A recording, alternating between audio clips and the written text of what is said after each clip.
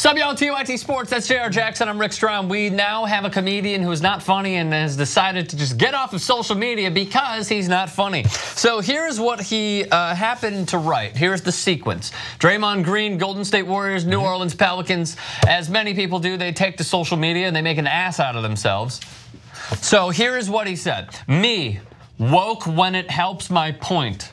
All right, first off, whenever you start anything with woke when it helps my point, so are you saying that you're half woke? Yeah. The Warriors are the embodiment of the patriarchy of a crooked government designed to empower the powerful and weaken the weak. A system the impoverished have been trained to cheer for. You, okay? Jesus, it's just a game. Just really quick. Oh, I mean, that's at this point, he's making fun of the fact that he has that approach to the Warriors and that everyone else will go, calm down. Right. I'm okay with that.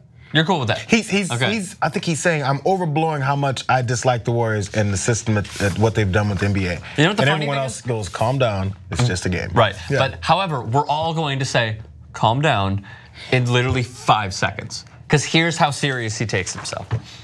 I hope Draymond Green gets shot in the face as soon as he leaves the arena, which looking at the citywide stats is like 37%. Understood what he was going for, just don't do it. That's a thought that you leave in your head and you don't hit send or tweet. Amen? Or even when it hits your head, I mean, this thing, I'm not a Warriors fan. I've talked a lot about Draymond Green. I'm just kidding. Yeah, I've talked a lot about Draymond Green, but calm down. This is nothing. Whoa. Yeah. Whoa. Calm down, dude. Yeah. Calm down, bro. Yeah. He's playing basketball. And where's the SNL skit? Summerdown. Yeah, because whoever he's a fan of, I don't know. Could be the Pellies. We'll just say it's the Pelicans since that's who they're playing. We could say all the other teams in the NBA. But if Draymond Green goes into free agency and gets offered tons of money by the Pelicans and he goes to New Orleans, you'll cheer for him. Oh, great point. So just relax. That's what I've always had this. You always have to just relax a little bit when it comes to things like this, because I have players and teams that I dislike, but you have to understand when they switch, you may like or dislike them based off of who they play for. Yes, very much so. I've always been able to admit, as much as I hated the Lakers of 2000s, those guys were awesome. Yes, absolutely. It's just the way it was. Yeah, we were watching greatness. You have to admit it. Yes, a great team, rather. Sorry, that was a dumb thing said out of jealousy, is what he tweeted next. I love felon degenerates saying, nah, it doesn't work like that. So then we had a trickle-down effect of him tweeting, I tweeted a very dumb thing, meant to be an edgy joke.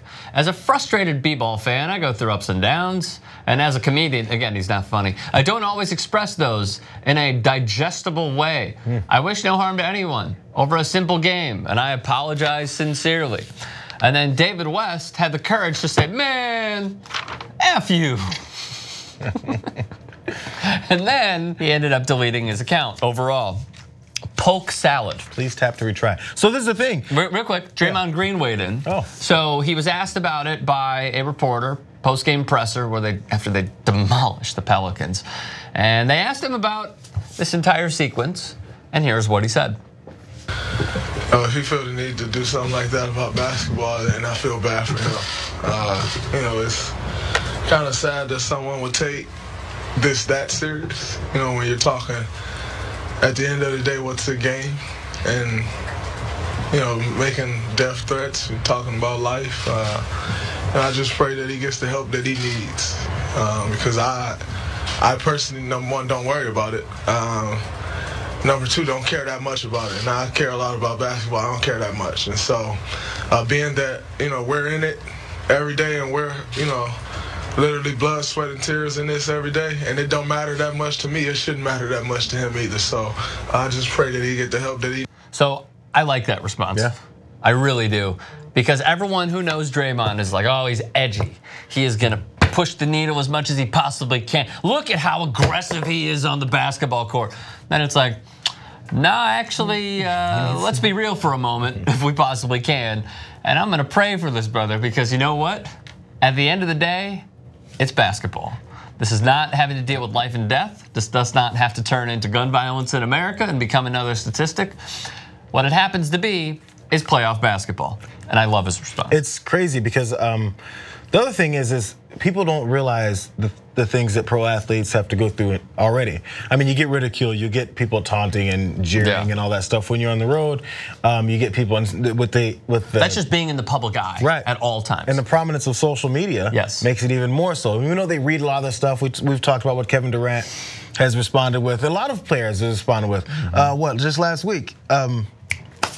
Your boy, Evan Turner. Evan Turner. It's awesome, right? Challenging a Twitter user to a fight. Because eventually they get tired of this. When you're constantly a target, just because you play defense, block shots, and make shots, people hate you and want you dead.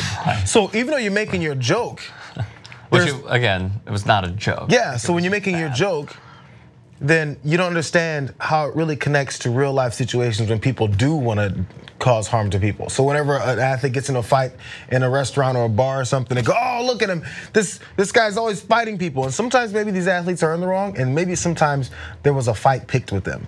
And you know, at the end of the day, they are just humans. And because they're larger than you and stronger than you and can toss you around the room, doesn't mean you can go up and just tap them on the back of their head. I have two thoughts. The first, I agree with everything you said. The first is, I think what he should do is not educate himself on how to talk smack to professional athletes via his Xbox Live account. True. Because that's something that I would hear if I were to still play like online team play on FIFA. Like the stuff that you hear is stuff that no one should ever hear.